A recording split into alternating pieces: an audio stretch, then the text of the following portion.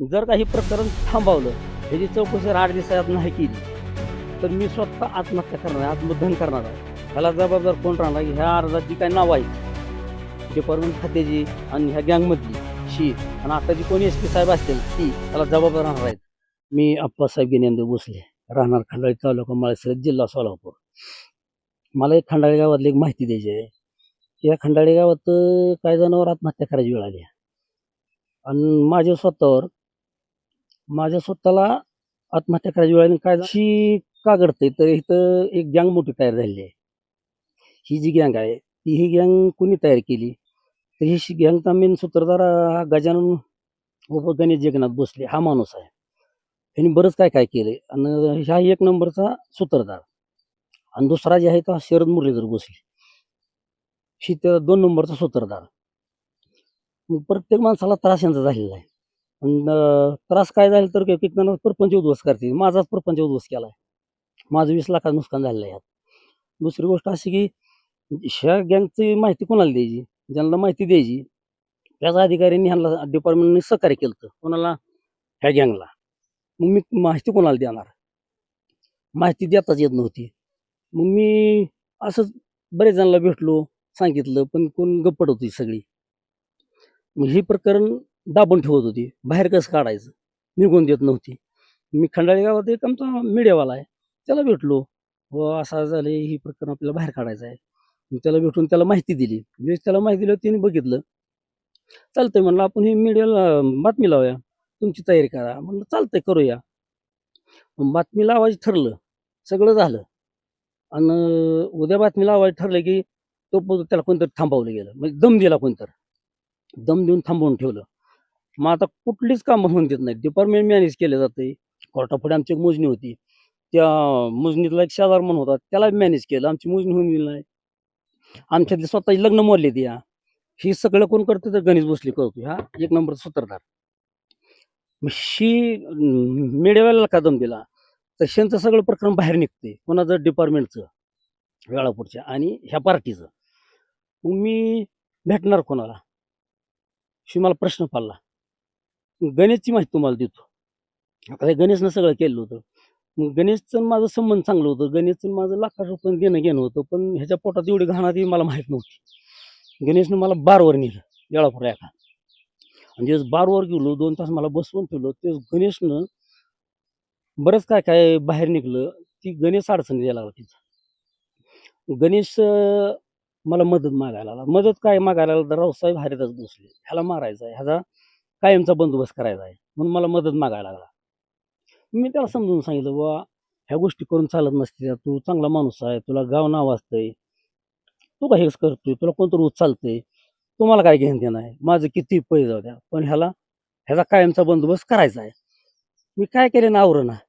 मग बारमध्ये मला मग एकामेकावर आम्ही आलो. काय केल्यानं ती थांबना. शेवटी मला दम देऊन तयार करायला लागला. मी तयार होईना. तयार होईना म्हणलं की त्याला म्हटलं की आता ही तयार होत नाही, मारू शकत नाही. मारायला मदत मागितली, मी केली नाही. शेवटी त्यानं पुढं सुपारी देऊन मारायला ठरवलं. त्यावेळेस मला दम देऊन थांबवत होता. की तिथे एक मोठी माहिती अशी मिळाली की ते पुण्याच्या एका गँगच्या संपर्कात आहे. त्या गँगचं बी नाव मी सांगू शकतो. की पुण्यात एक गँग अशी आहे त्याच्या संबंधातली की रवी काळभोर म्हणून आहे. त्या गँगला सुपारी देऊन रावसाहेबला मारणार होता. पण मी पाया पडलो त्याच्या. हे करू नको. आज जरी तो त्याला मारतो, उद्या तुला कोणतरी त्याला मारणार आहे. ही ऐकून घेत नव्हता. पण मी त्याला सांगितलं, "तू जरी आज त्याला मारलं, तर मी सगळ्या माणसाला सांगणार आहे तुझं नाव. रावसाहेबला काय दगाफटका झाला, तर मी तुझं नाव सांगणार आहे. मी पोलीस स्टेशनला सांगणार आहे, की रावसाहेबचं काय झालं ते गणेशनंच केलंय." कारण मला माहिती मिळाली होती सगळी आधी 2 तास पोलीस स्टेशनला हॉटेलवर. मग त्यावेळेस जरा शांत झाला. आता त्या अडचणीत आला, की कसं मारायला मदत करणं आणि सुपारी देऊन मारत होता. तिथंही मारून देणार. तर मी माझ्यापेक्षा लहान असून मी त्याच्या पाया पडलो तिथं. पाया पडून थांबवलं गेलं. पण तिथं थांबला. पण त्यानं चक्र दुसरं फिरवलं. रावसाहेबला मारायचं ठरलेलं ही मला माहीत झाली. आता हे सगळ्याला सांगेल. मग मला मारायचा प्लॅन चालू केला त्यानं. मी म्हणलं, "जिथनं मला आणलंय तिथनं नेऊन सोड." मग आम्ही बारवरनं चौकात आलो. येळापासून चौकातनं खंडाळीला लागलो. त्यावेळेस त्यानं मला 2 शब्द सोडलं. शब्द असं सोडलं, की "तू सुखानं खाणार का? आनंदात राहणार का? तुला कळल." मला माहित होता पुण्यातल्या गँगच्या संबंधात आहे म्हणजे ही आपल्याला त्रास देणार आहे. त्याला मी एवढंच सांगितलं, "तुला काय त्रास द्यायचा आहे मला दे. तुला काय करायचं कर. माझं नुकसान कर, वाटलं काय करायचं कर. रावसाहेब बसले तर मारू नको." ही गोष्टी करून चालत नाही त्या. तिथनं आम्ही घरी आलो, चौकात आलो. घरनं ते त्या मार्गाने गेला, मी माझ्या मार्गाने गेलो. हे प्रकरण चालू आहे. तोपतोर. दुसरं एक प्रकरण असलंच बाहेर निघलं. ती प्रकरण कोणचं? तर ही शरद सर, त्याचा भाऊ भारत, हनुमंत आणि अनंतराव.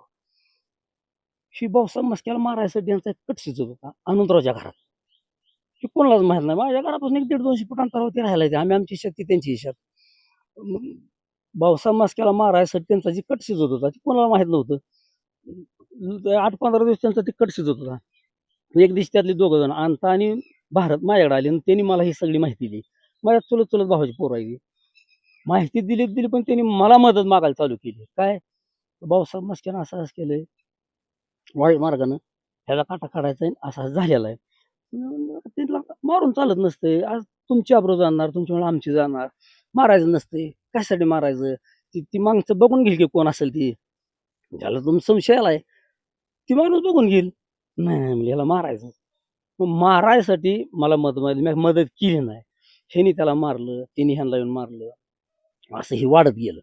असं वाढत गेलं, की त्यांना मी 2 ठिकाणी सहकार्य केलं नाही. रावसाहेबला बी आणि भाऊसाहेबला मारायला. म्हणून ह्यानी मला त्रास द्यायला चालू केला. माझं दंडमोड, बांधमोड, रस्ता अडव, रान अडव, रानात ट्रॅक्टर येणार दम दे. ट्रॅक्टर रानात आलं की दम द्यायची. ती काय सांगायची, की तुझा ट्रॅक्टर रानात आला आणि पेटवून देणार, तुला मारणार, तुझा ट्रॅक्टर जाळून टाकणार आणि आमच्या घरातला एक पत्रकार आहे. ते म्हणतो केस टाकले तर ट्रॅक्टर सुटणारच नाही. असा दम द्यायची. मग मी पोलीस स्टेशनला जायचो. पोलीस स्टेशनला गेले की त्या अधिकारी मला बसवून ठेवायचे आणि पैसे घ्यायचे. पैसे मागायचे. बरं तुझा ट्रॅक्टर कोणावर आहे बघू. ₹25,000 दे. आता माझ्या रानातलं मी भाड्यानं नांगरायला पदरचे पैसे देतो. रान अडवायचं ही ते अडवायचे आणि पैसे ह्यांना द्यायचं. हे कसं काय पैसे द्यायचं?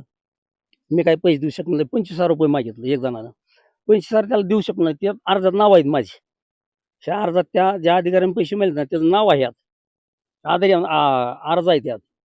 दुसरी गोष्ट, मी तिथनं गेलो, की परत दुसरा ट्रॅक्टरवाला आला, की त्याला बी तसा दम द्यायची. असं 4-5 ट्रॅक्टरवाल्याला दम दिलं. 4-5 ट्रॅक्टरवाल्याची मी माहिती दिली. पण ती डिपार्टमेंट त्यांना सहकार्य करत होतं. सहकार्य का करत होतं? शरदनं त्याला खोटी माहिती दिली होती यासनी. कोणाला? वेळापूर पोलिस अधिकाऱ्यासनी. खोटी माहिती का दिली? मला त्रास व्हावा म्हणून. मला त्रास तर झालाच. असा त्रास झाला मला, की एक-एक दिवस मला दिवस-दिवस ह्याने बसवून ठेवलं पैशासाठी. अन् त्रास खोटं काय सांगितलं होतं, मी एक मर्डर केला आहे. ज्याचा मर्डर झालाय त्याने ह्याच्यावर साधी केसवर टाकली नाही. हे का सांगितलं तर मला त्रास व्हावा म्हणून.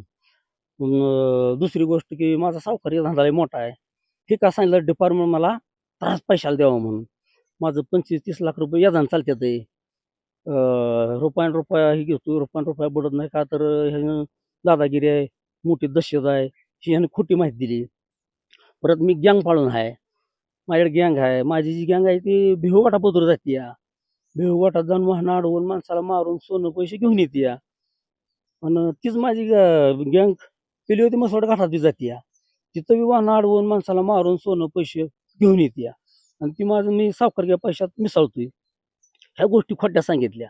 ह्याचा मला त्रास झाला. माझं डिपार्टमेंटनं पैसे घ्यायचं ते घेतलं. 5 अधिकारी आहेत त्यात. जास्त अधिकारी आहेत पण पैशासाठी त्रास दिलेले 5 अधिकारी त्यांची नावं सुद्धा आहेत, अर्ज आहेत. उत्तर आहेत माझं. हे सगळं माझ्याकडे असताना हे केलेलं आहे. तर शरद भोसलेंनी सगळी खोटी माहिती दिली. का दिली? मला त्रास व्हावा म्हणून. माझं 20 लाखाचं नुकसान केलं. दिवस-दिवस बसवून ठेवून, दम देऊन, पैसे घेऊन, बिगर अन्न-पाण्याचं. एक दिवस तर असं मला दिल्लीत जाताना बसवून ठेवलं. पाणी सुद्धा दिलं नव्हतं. त्यावेळेस खंडाळी गावचं आमचं सुभाष कटके पाटील त्यांनी मला सोडवून नेलं ₹10,000 भरवून आणि रावसाहेब हरिदास भोसले अजून एक 5-6 जण आलती. खोट्या अर्जात ही बसवून ठेवून मला दिवसभर बसवून ठेवून पैसे घेतले 10,000. खोटा अर्ज कसा काय दिलता ह्यानं? मी खोटा अर्ज काय दिलता सांगतो तुम्हाला, की मी अप्पासाहेब गिन्याने भोसले, माझा पोरगा सचिन अप्पासाहेब भोसले, माझ्या धाकटा भाऊ विठ्ठल गिन्याने भोसले आणि मोठ्या भावाचा धाकटा भाऊ पोरगा प्रवीण अण्णासाहेब भोसले. आम्ही चौघंजण चटणीच्या पुड्या आणि तलवारी घेऊन शेरच्या घरी गेलो होतो मारायला. पण तिथे एक 3-4 माणसं होती. त्यामुळं त्यांनी मला वाचवलं तर ही माझी मर्डरच करत होती. हे खोटा अर्ज दिला. खोटा अर्ज दिला. मला शरद निघून गेला की दिलीप जाधव मला बोलवून घेतलं फोन करून. मी गेलो काय नसतानाच. भांडण तर नाही. गेलो मला म्हणलं तुम्ही असं अर्ज वाचा. मग मी अर्ज वाचला तर आमचं भांडणच झालं नाही. मला तू चटणी पुढे तलवार घेऊन त्याला मारायला जातोय. तो केलेला आहे. नाही होय म्हणलं तर ती काय मला सोडेना. मग त्याला पैसे काढायचे होते माझ्याकडं. त्याने मला पैसे किती मागितले? ₹50,000. एकतर ₹50,000 देऊन मिटवून घे. नसेल तर चटणीच्या पुड्या आणि तलवार आणून दे. आता मी चटणीच्या पुड्या आणि तलवार आणून कुठनं देणार ह्याला? आपलं भांडणच झालेलं नाही. मला ह्यानं बसवून ठेवलं आणि बसवून ठेवणं किंवा पैसे घेणं, ज्या पोलीस स्टेशनमध्ये जी काही रूम आहे ज्या कॅमेराज नाहीत, त्यात नेऊन बसवून ठेवते आणि पैसे घेते दम देऊन, शिव्या देऊन. नाही तसल्या घाण. मग तिथं मला दिवसभर बसवून ठेवलं. माझा मोबाईल त्यानं काढून घेतला होता. त्यात पाठीमागं बसवून ठेवलं, काही टायमाला हात बसवून ठेवलं, पैसे देणं. 50,000, 45,000, 45,000, 30,000, 35,000 असं करत खाली आला. मग पैसे देणं म्हणलं की त्यानं मला आत बोलवून घेतलं आणि काय करायचं सांग? मी म्हणलं मी पैसे तर देऊ शकत नाही. पैसे नाही तर भांडण आमचं झालेच नाही. मला त्या 3 पोराची नाव आहे ना, फोन करून बोलवून घे. मग त्या तिघाला बोलवून घेतलं मी. तिघाला बोलवून घेतलं. त्यांना म्हणले आता ना असं करा म्हणलं रावसाहेब भोसलेला घेऊन या. रावसाहेब भोसले आणि तुम्ही या म्हणलं. मला का सकाळपासून बसवून ठेवलं इथं. पैसे म्हणलं सोडून नाही. चालतं म्हणजे तिघं रावसाहेब अजून दोघं चौघं आली. रावसाहेबने विचारलं म्हणले ह्यानं केलंयच. ह्या सगळ्या गोष्टी केल्या आणि मला आत बोलून घेऊन सांगितलं दिलीप जाधवनं. रावसाहेब बसल्याला लावा नसेल त्याचं नाव ह्यात घालीन आणि आत टाकीन त्याला. मग मी रावसाहेब म्हणला ते असंच म्हणते काय करायचं? म्हटलं टाकू दे मला टाकलं तर. शेवटी तेवढ्यात कटके डॉक्टरला आमच्या गावचं पाटील, ती पाटील असून गावचं डॉक्टर आहेत. त्यांनी आलं आणि मला विचारलं काय झालंय काय नाही. म्हणलं राव मला सकाळी आणून बोलून बसवून ठेवलं इथं. सोड नाही ती ही का? पैसे मागतील म्हणून लय पैसे मागतील ती नाही. सोड नाही. पैसे दे नाही म्हणून. म्हणलं मी विचारतो. त्यांनी जाऊन बघितलं तर 10,000 मिटवलं. 10,000 मिटवलं. आमच्याकडे पैसे नव्हते. तर ती 10,000 आमच्या गावच्या पाटलांनी भरायला मला सोडून आणलं. पण दिवसभर जर असल्या खोट्या अर्जातनी असल्यातनी जर मला बसवून ठेवून माझं 20-20 लाख नुकसान करत असतील, मी कसं चालवणार माझा प्रपंच? आज माझा प्रपंच उद्ध्वस्त झाला इथं. 20-20 लाखाचं नुकसान केलं, ते रान अडवून ठेवते ती. मग एवढंच नाही की अजून बऱ्याच काही गोष्टी केल्या. खोटं चाललं ते सगळं. ह्यात एक अर्ज आहे. बापूसाहेब अण्णासाहेब भोसले, प्रवीण अण्णासाहेब भोसले आणि प्रदीप बाबासाहेब भोसले. त्या तिघाला 3 दिवस आत टाकलं होतं. स्वतः एसपीने चौकशी करावी ह्यांना आत का टाकलं होतं? हे कोणालाच माहीत नाही. फक्त मला माहीत होतं की 2 मर्डर करायला मदत दिली नाही मला ह्यांनी त्रास दिला. पण त्यांची बी नावं घालून त्यांना 3 दिवस आत ठेवलं होतं. कशासाठी ठेवलं? खोट्या केशीत. मी असलं सगळं खोटं चालवलं. खरं प्रकरण दाबून ठेवलं जाते. परत ह्यात समाधान मच्छिंद्र जाधव आणि अधिकराव महादेव जाधव ही जी आहे ती त्यांना कोर्टाकडून नोटीस काढलं. माझं नाव घालून आप्पासाहेब ज्ञानेंद्र भोसले तुम्ही हजर राहा म्हणून. त्यांचा काही संबंध नाही कोणाचा, अधिकराव जाधव आणि समाधान मच्छिंद्र जाधव ह्यांचा. मग त्यांनी मला विचारलं की तुम्ही मला नोटीस कसं काय काढलं? म्हणलं मी कशाला नोटीस काढतोय? मलाच माहित नाही म्हणलं तुम्हाला नोटीस कसं काय निघलंय ती. मग लय चर्चा झाली. मग मी त्यांच्या घरी विचारायला गेलो की तुला नोटीस कोणी काढलंय? तू कोणाकडे गेलता का? म्हणले आम्हाला माहित नाही. मग ती नोटीस का काढलं? कोर्टापासून फंड न कोणी न लावता तर येत नाही. ही त्यांची नावं कोणी सांगितली तर ती दिली कोणी? त्याची चौकशी व्हायला पाहिजे. सगळं खोटं चाललं जातंय. प्रत्येक गोष्ट खोटी चालवून, खोटं सांगून डिपार्टमेंट ताकद घेतली जाते आणि त्रास दिला जातोय. अशा बऱ्याच गोष्टी आहेत त्या. मग ही सगळं प्रकरण स्वतः एसपीने तपासावं. कारण डिपार्टमेंटनं माझ्याकडून पैसे घेतले आहेत. ह्यात 5 अधिकारी आहेत. रेगुडी साहेब आहेत. रेगुडी साहेबांनी मला घरी येऊन दम दिलता. दम का दिला? तर मी अर्ज देऊन पोचपावत्या घेत होतो. तर त्यांना वाटलं की आपलं नाव हे घालून पैसे घेतलेत आपण ह्यात गावतोय. मला खंडाळी गावात बसले वस्ती येऊन त्यांनी 4 चाकी गाडी त्यांची शासनाची. त्यांनी मला दम दिलता. तो अर्ज का देतोय? अर्ज द्यायचं नाही तर. का तर त्यांनी 5,000 मागून घेतलेलं होतं. ती बाहेर निघत होतं. दुसरी गोष्ट दिलीप जाधवानं एकदा 5 आणि एकदा 10,000 घेतलं होतं. मी 5,000 दिलतं आणि आमच्या गावच्या पाटलांनी 10,000 दिलतं. माझ्याकडे त्यानं 5,000 कसं घेतलं होतं सांगतो. दंड बांधलं असतं त्यांनी मोजले पुढच्या पार्टीनं आणि ती जाऊन सांगायची ही मोडतोय म्हणून.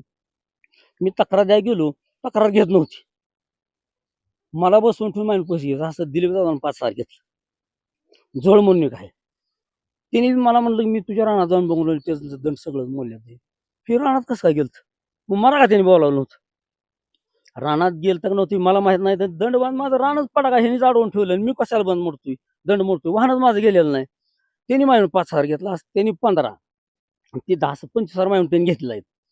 हे 25,000 कशासाठी घेतलं का घेतलं फक्त मला छळ करून त्रास देऊन मला आरे ठेवून डिपार्टमेंटची ताकद घेऊन आरे ठेवल्या जाते आणि बाह्य माणसाची वापर केला जातो आम्हाला आरे ठेवलं जाते. तर ही सगळं माझं संवादनीकरण अडवून ठेवलंय.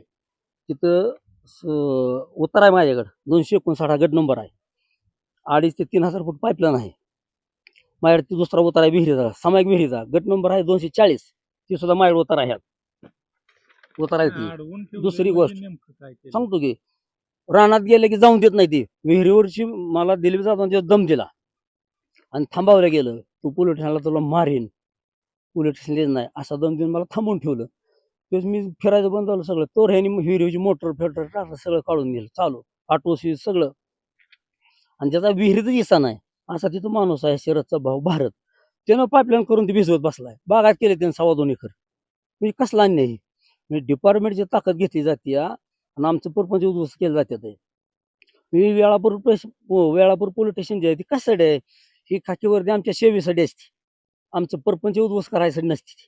ह्याने माझा परपंच उद्ध्वस्त केला आहे की माझं 20 लाखाचं नुकसान केलं ही भरपाई कोण देणार मी तर भरपाई घेणारच आहे कारण ह्याला जबाबदार कोण राहणार आहे वेळापूर पोलीस स्टेशन अधिकारी येतात त्यांची नाव आहेत ती आणि आता स्वतः जी काही SP साहेब असतील त्यांचं काम आहे त्यांनी चौकशी करावी लागेल कारण मी डेप्युटी साहेबाला सांगून सुद्धा प्रकरण दाबलं ही बाहेर कुठं निघून देणार डिपार्टमेंट गप आज माझ्या इतकी वाईट वेळ आली आत्महत्या करायची जर काही प्रकरण थांबवलं ह्याची चौकशी जर 8 दिवसात नाही केली तर मी स्वतः आत्महत्या करणार आहे आत्मदहन करणार आहे. ह्याला जबाबदार कोण राहणार ह्या अर्जात जी काही नावं आहेत डिपार्टमेंट खात्याची आणि ह्या गँगमधली शी आणि आता जी कोणी SP साहेब असतील ती ह्याला जबाबदार राहणार आहेत. सगळ्यात जास्त SP साहेब जबाबदार राहणार आहेत का गँग मोठे आहे हे गँग कोणाला कधी मारल सांगू शकत नाही ती मी आज एवढं सांगतोय म्हणजे ही मला मारणार आहे ती लय दिवस मला माहित आहे मला मारणारा माणूस एखादा एक गणेश बसले आहे कारण मी पुरावा आहे पुरावा संपवून टाकण्यासाठी हे सगळं करत होता. रानाचं ट्रॅक्टर त्याने अडवलं त्याची नाव आहे ती ट्रॅक्टर ड्रायव्हर म्हणजे मालकाचं आहे त्यांची नावं सुद्धा घेता येते SP साहेबांनी चौकशी करावी. सांगा तुमची शासनाकडनं मागणी काय आहे आणि तुम्हाला काय न्याय अपेक्षित आहे. मला न्याय असा पाहिजे की SP साहेबांनी स्वतः येऊन जी माझं नुकसान केलंय कुठल्या कुठल्या अधिकारी आहेत त्यांची चौकशी झाली पाहिजे अर्जाची चौकशी झाली पाहिजे मला न्याय मिळाला पाहिजे नाही मला न्याय मिळाला मी आत्मदहन करणार आहे. चौकशी कशाची करायची तुमच्या बरोबर काय घडलं ते काय तुम्हाला थोडक्यात शी माझं उत्तर आहे तर रान तुम्ही म्हणला रानात जाऊ देत नाही हा रानात रानात का जाऊ देत नाही ती कशी जाऊ देत नाही ती कशी ट्रॅक्टर अडवते ती दम देऊन ट्रॅक्टर ड्रायव्हरला ठेवते ना तुझा रानात ट्रॅक्टर गेला तो पिटवून देईन तुला मारेन असं दम देऊन गँग मोठी असल्यामुळे माणसं भेटते ती बरेच दिवस झाले तारखा मांडले त्या मी अर्ज दिल्या तारखा येत आहे त्या मग ही मी एखाद्या गँगची किंवा गुंडाची माहिती मी कोणाला देणार डिपार्टमेंटला द्यायची कोणाला द्यायची डिपार्टमेंटला द्यायला गेलं तर डिपार्टमेंट त्यांची बाजू धरते का तर खोटी बातमी माझ्याबद्दल सांगितली ना सगळी खोटं सांगितल्यामुळे डिपार्टमेंट त्यात अडकून पडलं आणि मला त्रास झाला. आता रानात जाऊ द्यायची नाही ही तक्रार आहे का तुम्हाला ती लोक त्रास देतात ही त्रास तर दिलाय पण माझ्या रानात आज बाबळी उगवल्या त्या मोठ्या आणि त्या विहिरीत असताना माझी मोटर त्यांनीच काढून नेली ज्याचा हिस्साच नाही ती पाईपलाईन करून भिजवत बसलाय आज नुकसान झालं भरपाई कोण देणार माझी ही मला तुम्ही दोन गोष्टी सांगताय एक तर त्या लोकांपासून तुम्हाला धोका मला हाय अनेकांना रानात जाऊ देत नाही हा अडवून ठेवते ती ट्रॅक्टर ड्रायव्हर तुम्ही मेहनत कशी करणार मेहनत करायची थांबवून ठेवली तुमचा ही संघर्ष किती वर्षापासून अहो बरेच दिवस चालताय आणि ह्या तारखा मांडले त्या भाऊसाहेब मस्क्याला ज्यावेळेस मारायला ठरलो तिथं भाऊसाहेब मस्क्याची 2 वर्ष 4 वर्ष अहो 7-8-10 वर्ष होऊन गेली आज माझं नुकसान एवढं झालं ह्याची भरपाई कोण देणार ही द्यायला पाहिजे ना त्यांनी 8 वर्षापासून तुम्ही जास्तच मी किती हेल्पट घातलं ते मी सोलापूर हेल्पट घातलं ते ही तारीख आहे बघा ह्याच्यावर 19/12/2025 मी स्वतः SP साहेबाला भेटा गेलतो तिथे गेलो तर भेटून दिलं नाही हीच मला माहिती द्यायची होती आज काय भेटून बी देत नाही ती आणि रानात बी जाऊन देत नाही मग मी माझं कुटुंब जगवणार कसं शेवटी मी माझं अख्खं कुटुंब आत्महत्या करणार आत्मदहन करणार आहे 8 दिवसात जर ह्याची चौकशी नाही झाली सगळ्याच माझ्याकडे कागद आहे ह्या कागदाची